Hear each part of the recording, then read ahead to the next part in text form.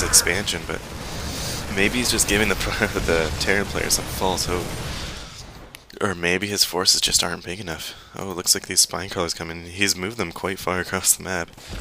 Let's see if he can get them down in time. The MM ball coming in down this way. Ooh, it looks like he will definitely still be able to block that off and get them down in time. Oh, and it looks like the mutas and the banlings going for the home base. But he does not want to waste these banlings on this small MM ball. He should be saving these for the big army. Oh, don't waste too many. Do not waste too many. He's going to go for the economy. Here come the infestors coming in. This Terran player just doesn't know what to do. Do you go back and try and defend your base, or do you keep the base race up and try and finish the game off? Terran definitely has the advantage in a base race, but Zerg with the Mutalisk is going to be able to hunt down any flying buildings and hopefully finish this game off. Oh, he's losing his infestors. Definitely not a good idea to just throw those infestors in. Where are his banelings? It looks like he lost all his banelings to the economy push. And that's not good because this whole MM ball is going to come in here. And hopefully, let's see how many. He does have quite a few mutas, but they're not going to be enough for these Marines. The Marines is coming in and toasting a lot of those mutas. Should have saved those banelings for the MM ball. That's the importance of them, especially. You might be able to put a few into the economy, but if you can get them and take down his whole army and then use the Mutalisk to clean up and throw in some Lings in there, and infestors too, that's great. That's going to be a key. One thing he should not have done is let his expansion die, though, because he does have a lot of minerals, but his economy is poor now because he just doesn't have the income. The Terran player, not a whole lot of income theirself. Oh, the Terran player has no income, actually. No workers. Oh my, so he's in a lot worse place than we thought, and he's just got to go in here and clean this game up, or it's game over. But lots of banelings coming in here. Looks like they're going to get in time. The element of surprise is definitely a big factor, as the Zerg player doesn't know that this is all in. He does not know that the Terran player has no economy left, and that if he's done, if he loses this, then he's out. And so this could be a deciding factor for the Terran player. Oh, and the banlings coming in, and even that little bit of banlings doing a huge damage. Over half the MM ball just gone, and there's no Marines left, so these Mutalisks are going to reign free, and he's just got to pump out some more Mutalisks here. And Lings. Ooh, it's going to be close. Sniping the Spire, good play there. But is he going to have enough Marauders? He has absolutely no economy, but the Zerg player once again does not know that. He's going to be using all of his drones, 67 of them, to get this around. And that's going to be everything.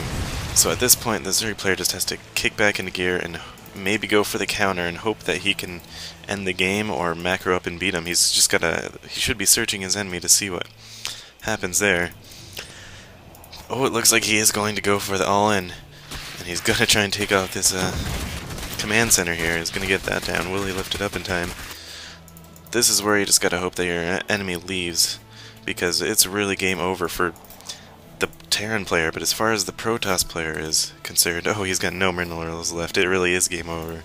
But as far as the Zerg player knows, if he doesn't win this push, it could be game over too, because you never want to assume that your opponent has no economy left, and just out of fear you always assume that theirs is better than yours.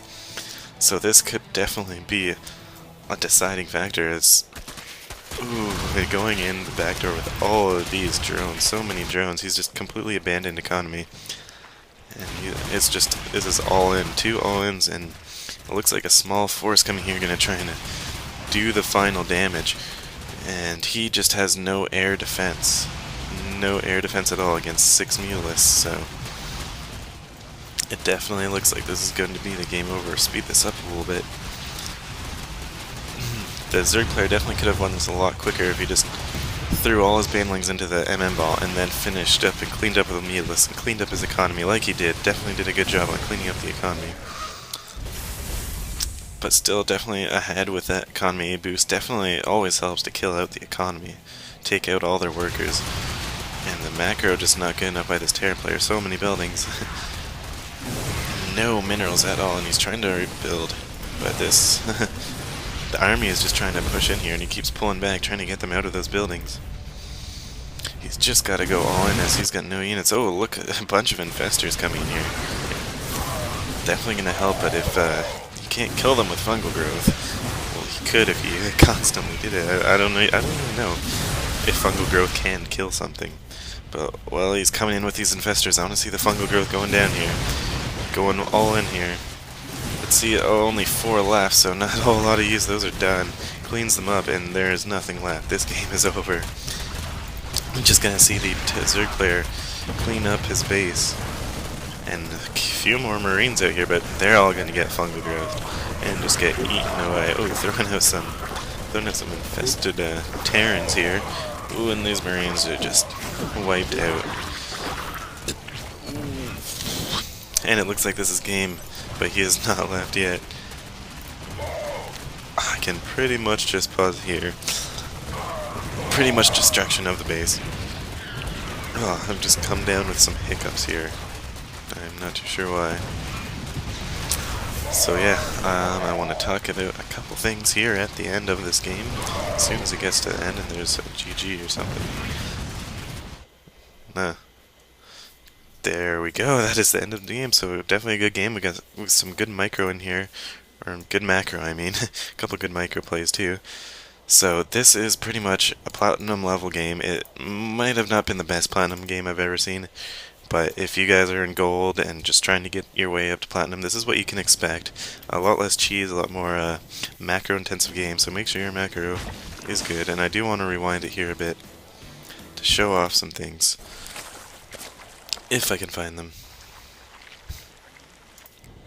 Oh, right here, while his army's down here, this is where the Terran player definitely should have just base raced, just taken all this out and put into a full base race, because when you have this coming, let's see what happens here. All his whole economy just going straight into the gutter. And not a whole lot of mining going on here.